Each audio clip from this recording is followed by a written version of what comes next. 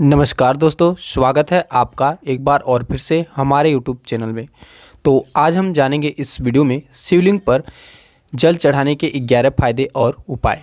तो चलिए बताते हैं। यदि आप शिवलिंग पर जल चढ़ाते हैं तो ऐसा करना काफ़ी फायदेमंद होता है। तो कुंडली में अशुभ ग्रहों का प्रभाव दूर होता है। यदि आपकी कुंडली के अंदर अशुभ ग्रह मौजूद है तो आपके प्रभाव को दूर करने के लिए प्रतिदिन शिवलिंग पर जल चढ़ाया जाना चाहिए।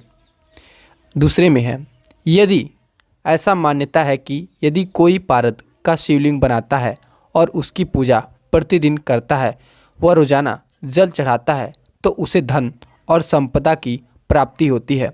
यदि आप काफ़ी गरीब हैं, आपके बिजनेस नहीं चल रहे हैं, तो पारद के शिवलिंग की पूजा करें और उसके ऊपर जल चढ़ाएं। तीसरे में है, यदि आपको समाज और परिवार के मान सम्मान नहीं मिल रहा है तो आप शिवलिंग पर जल चढ़ा सकते हैं। यह मान सम्मान को देता है, जिसके बाद सभी लोग आपको आदर से देखने लगेंगे। शिवलिंग पर प्रतिदिन जल चढ़ाना इसलिए भी फायदेमंद होता है। चौथे में है, शिवलिंग पर जल चढ़ाने से शारीरिक और मानसिक पाप नष्ट हो जाते हैं। यदि आप अपने शारीरिक और मानसिक पाप को नष्ट करना चाहते हैं तो रोजाना शिवलिंग के ऊपर जल चढ़ाएं। पाँचवें में है, यदि आप सोने के शिवलिंग पर जल चढ़ाते हैं तो यह काफ़ी फायदेमंद होता है। यह मुक्ति प्रदान करता है, समस्त दुखों को दूर करके यह परम कल्याण को प्रदान करता है। छठवें में है, शिवलिंग पर जल चढ़ाने आपके दिमाग को शीतल करने का कार्य करता है। यह आपके नेगेटिव भावों को नष्ट कर देता है। इसी प्रकार की एक कथा आती है कि जब शिव ने विषपान किया तो उनका मस्तक गर्म हो गया था, तो उसके बाद देवताओं ने उनके ऊपर जल चढ़ाकर उनको शीतल किया था। इस प्रकार से शिवलिंग पर जल चढ़ाना आपको और आपके लिए अच्छा माना जाता है।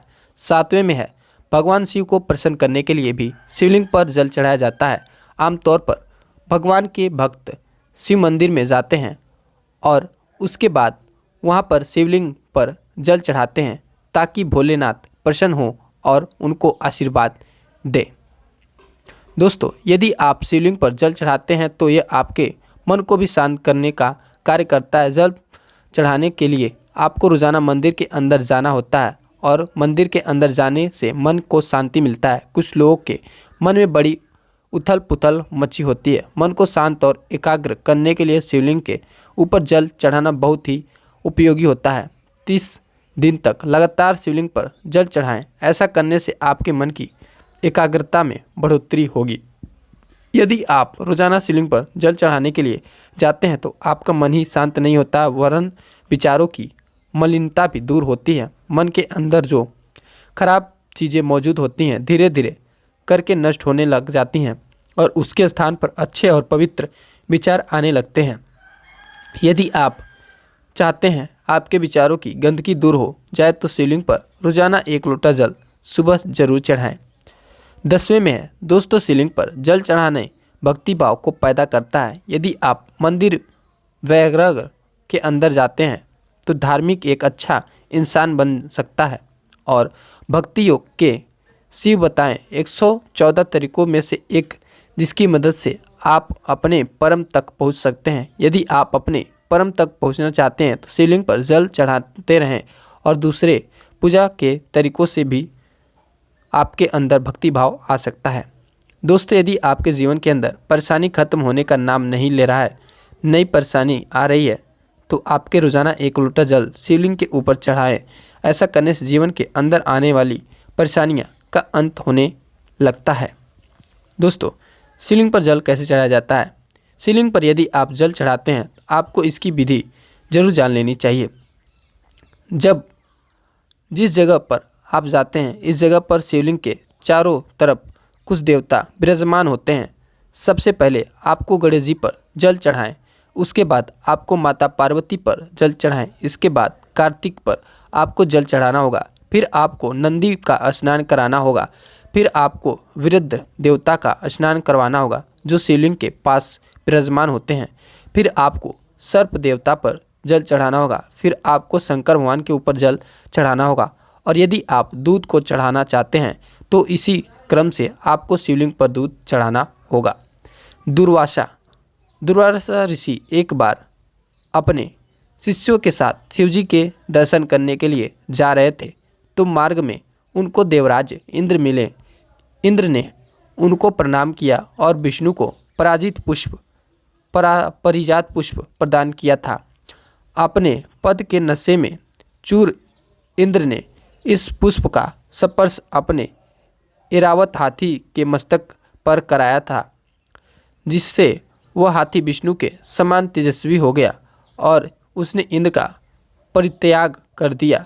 फिर पुष्प को कुचलते हुए वन की तरफ भाग गया। दुर्वासा ऋषि ने जब भगवान विष्णु को पुष्प तिरस्कार होते हुए देखा तो इंद्र को वैभव लक्ष्मी से हीन होने का श्राप दे डाला। दुर्वासा ऋषि के श्राप के कारण लक्ष्मी उसी वक्त स्वर्ग छोड़कर चली गई और फिर इंद्र आदि देवता निर्बल और धनहीन हो गए। जब यह बात असुरों को पता चली तो फिर उन्होंने स्वर्ग पर आक्रमण कर दिया और उस पर अपना अधिकार कर लिया। इसके बाद इंद्र ने बृहस्पति और अन्य देवताओं के साथ ब्रह्मा जी की सभा के अंदर उपस्थिति हुए और फिर ब्रह्मा जी बोले, भगवान विष्णु के फूल का अपमान करने की वजह से लक्ष्मी रुष्ट हो गई हैं। उसको दोबारा प्राप्त करने के लिए तुमको नारायण की कृपा दृष्टि प्राप्त करनी होगी और उसके बाद तुमको तुम्हारा खोया हुआ वैभव दोबारा मिल जाएगा। उसके बाद ब्रह्मा जी इंद्र को लेकर विष्णु जी के पास गए। इसके बाद सब देवता बोले, हे भगवान, आपके चरणों के अंदर बराबर नमस्कार। हमारे गलत कदमों से लक्ष्मी हमसे रूठ गई हैं और देवताओं ने भी स्वर्ग पर अधिकार कर लिया है, छोड़ दिया है। हम सब आपकी शरण में आ गए हैं, हमारी रक्षा करिए। भगवान विष्णु ने कहा कि आप सभी देवता दानवों से दोस्ती करो और उसके बाद समुद्र मंथन करो और समुद्र के अंदर छिपे हुई हीरे जवाहरात की मदद से आपकी फिर से वैभवशाली हो जाएंगे।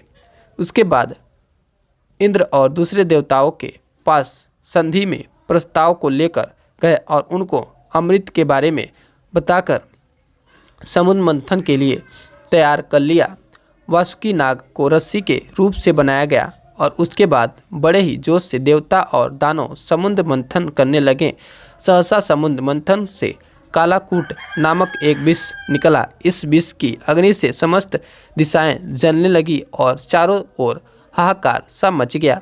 देवताओं सहित ऋषि मुनि मनुष्य गंधर्व यक्ष आदि उस विष की गर्मी से जलने लगे। देवताओं की विनती के बाद भगवान शिव विष को पीने के लिए तैयार हो गए और उन्होंने भगवान विष्णु का स्मरण किया, फिर विष को पी गए।